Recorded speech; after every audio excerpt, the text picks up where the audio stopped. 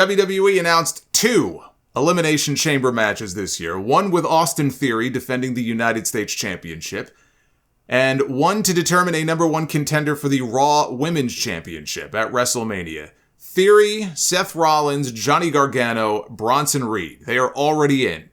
2 more qualifiers are happening on Raw tomorrow night with Angelo Dawkins wrestling Damian Priest and Montez Ford taking on Elias.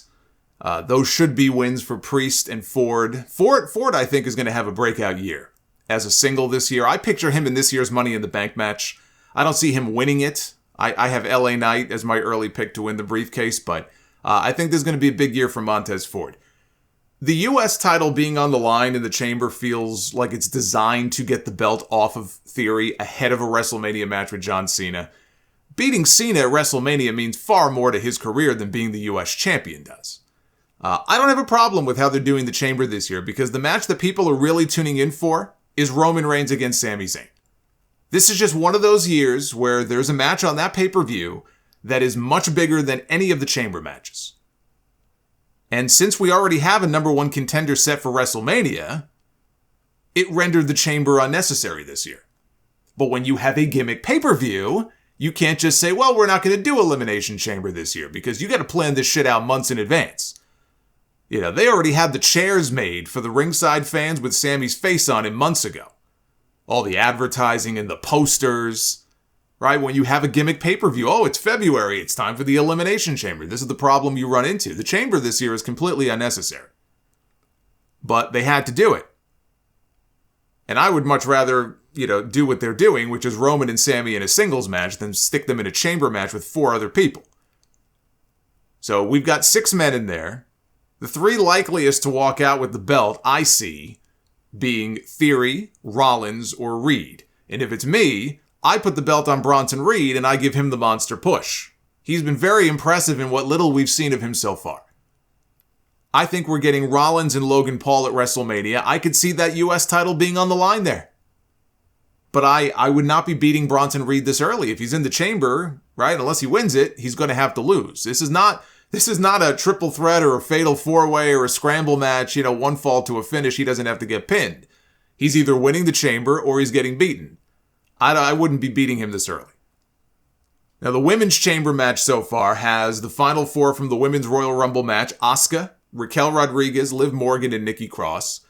They added Natalya on Friday, who won a fatal 4-way over Shayna Baszler, Shotzi, and Zelina Vega. And it shouldn't be a surprise there. They're going to be in Canada, so that's why Natty won. And the final spot in the women's chamber is going to be decided in another 4-way on Raw tomorrow night. We have the returning Carmella, Candice LeRae, Mia Yim, and Piper Niven. I would like to see Piper Niven get it.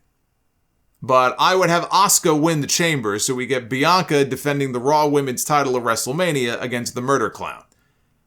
And then I have a feeling it ends up being turned into a fatal 4-way with Becky Lynch and Bayley being added because there's no other obvious spot for the 2 of them at WrestleMania, if not in the championship match. Consider this. Every WrestleMania that Becky Lynch has been on, since she first got over as the man, has been a championship match. WrestleMania 35, right? She's in the main event. She unifies the titles. WrestleMania 36, she beat Shayna Baszler to retain. WrestleMania 37, she just had a baby a few months before, so she didn't wrestle. Last year, she and Bianca, they stole the show for the Raw Women's title. So unless they have something big or bigger planned for Becky Lynch, and I have no idea what that would be. We read a few months ago that Becky and Ronda was not happening. And why should it? There was nothing during her most recent run, Ronda's most recent run, that would get me excited about seeing Becky Lynch and Ronda Rousey. That feels like it's come and gone. So if that's not happening, what the hell else do you do with Becky Lynch? Of course, she'll be wrestling for a championship. That's why I think it'll ultimately turn into a fatal 4-way. Brock Lesnar is said to be wrestling in Montreal and Los Angeles, so that can mean 2 more matches with Bobby Lashley.